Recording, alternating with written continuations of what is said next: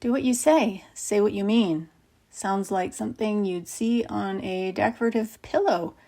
It's actually the kind of statement that feels obvious until you realize how few people actually do it. And for neurodivergent folks, though, this isn't just a good idea, it's practically a religion. Like if we had commandments, it'd be somewhere between thou shalt not promise things you have no intention of doing, and thou shalt not communicate solely in vague texts and emoji hieroglyphics. Because here's the thing, we take words seriously, but that's not really our fault. We were either raised that way, hardwired that way, or some confusing cocktail of both. Some of us grew up in homes where I love you was twisted backward on itself or came with strings attached, where you're fine meant stop having feelings in front of me. Or I'm sorry you feel that way meant buckle up, the gaslight is on. So yeah, we developed a bit of a thing about language. We like it when people say what they actually mean. Rather, we crave it. Not what they think they should say, not what they might mean if you squint and tilt your head to that perfect angle. Just actual, true meaning. Because for us, words aren't just noise, they're data. We take them in, cross-reference them with tone, facial expression, past behavior, and that gut instinct we've developed from decades of watching people not mean what they say. We are the human version of enhance this image from those crime shows. Zoom in, rotate, analyze. So when someone says, I really want to see you this weekend, and then just mysteriously evaporates like a puff of dry shampoo in the wind, we don't just go, oh well, stuff happens. No, we launch a full-scale investigation complete with wild theories and a soundtrack of existential dread. Was it something we said? Did we misread the tone? Or are we just allergic to being liked for more than 5 minutes? Or, maybe they just forgot. But that feels statistically unlikely. Because when you're neurodivergent, especially the kind that grew up surrounded by emotional landmines, you have to read between the lines, not because you want to, but because your safety used to depend on it. So now inconsistency isn't just annoying, it's deeply destabilizing. When people don't do what they say or say what they mean, we don't just feel let down. We feel like reality itself got scrambled. And then we have to spend the next 48 hours doing emotional damage control with ourselves. Fun times. Meanwhile, we hold ourselves to Olympic level standards of follow-through. If we say we'll call, we'll call. That's how deep it runs. We'll burn ourselves out keeping promises no one even remembers we made. We'll show up on time for a meeting we're dreading, answer a text in the middle of emotional collapse, and apologizing for taking too long to reply even when we've got nothing left to give. We're not flaky, we are feral about follow-through. We have anxiety attacks over unread messages we forgot to reply to 3 weeks ago. We draft apology texts like we're submitting them for literary awards. And heaven forbid we cancel plans, that's like committing the unforgivable sin in our brains. Because the truth is, we don't say things we don't mean, and when someone else does, we assume one of two things. Number one, they hate us. Number two, we hallucinated the whole interaction. And spoiler alert, both options suck. And sure, we know that not everyone is trying to be deceptive. We know that sometimes people just get busy or distracted or overwhelmed. We know that not every canceled plan is a rejection.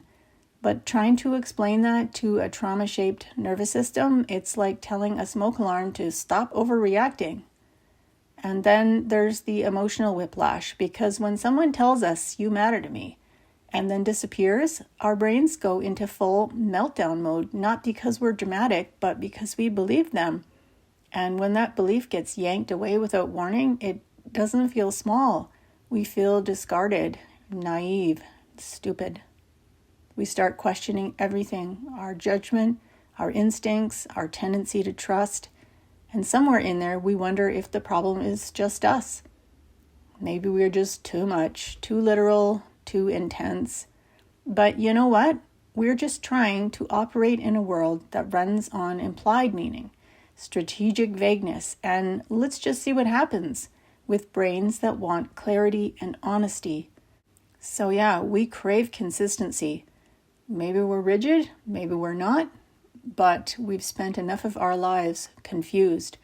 And here's the wild part: when we don't follow through, if we forget something or miss a message, we actually feel shame. Not, oops, my bad. More like, I have failed as a person and should be exiled from society until I can prove my worth with a fully itemized apology and maybe a cake.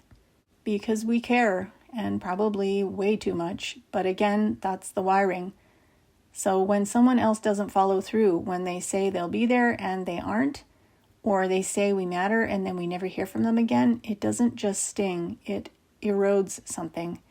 We don't even want to feel this hurt. We don't want to turn a missed text into a crisis of trust. We're not looking for reasons to spiral. We're just built in a way where words mean a lot. Too much, maybe, but that's the brain we've got. We're not flake-out people. We're over-explain in a 6-paragraph text people. And when the roles are reversed, when someone disappears, flakes on us, or forget what they promised, we may try not to take it personally, but we do, because we would never do that to them. That's the hardest part, not the broken plan, not the no-show, but the sense that our care wasn't mutual, that we were playing by a different set of rules, again, and eventually it adds up. We start to shut down, we stop initiating, stop trusting, stop giving people the benefit of the doubt because it's starting to feel like a scam, which sucks because we want connection, we want to trust people, and we've been down this road enough times to know how it usually ends. And so we build walls with polite smiles and vague, I've just been really busy texts, and call it boundaries. Because we're so tired of it all, tired of feeling like we're the only ones showing up emotionally with bullet points and a color-coded spreadsheet while everyone else is just out there improvising and calling it chill. And still, we hope. We look for the people who mean what they say, who text back, who cancel with context and not just radio silence, who aren't afraid to say, I just don't have the bandwidth right now, instead of just disappearing into the mist like some Victorian apparition. We don't need perfection, we just need people who tell the truth, even if it's messy. I like you, but I'm not ready. I forgot, I'm sorry. Or I changed my mind. Honestly, glorious. We can work with that. You know what we can't work with? Fakery. Smooth talk that doesn't say much. Lies.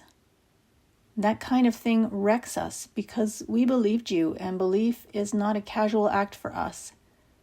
So if you're someone who feels like they're always 2 steps behind emotionally, like you care more than people expect you to, like you're constantly trying to not come across as too much when all you really want is mutual respect. Yeah, same.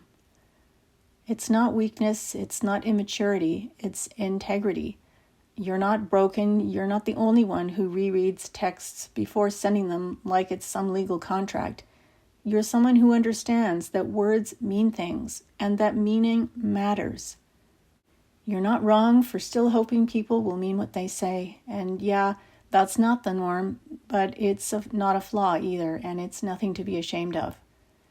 In a world that glorifies casual, you're showing up with intention, and that's rare.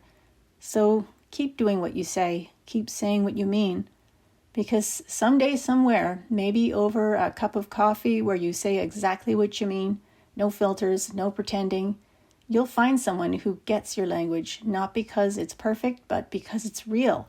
And maybe then you'll realize you weren't too much, you were just waiting for someone who was tuned into your frequency.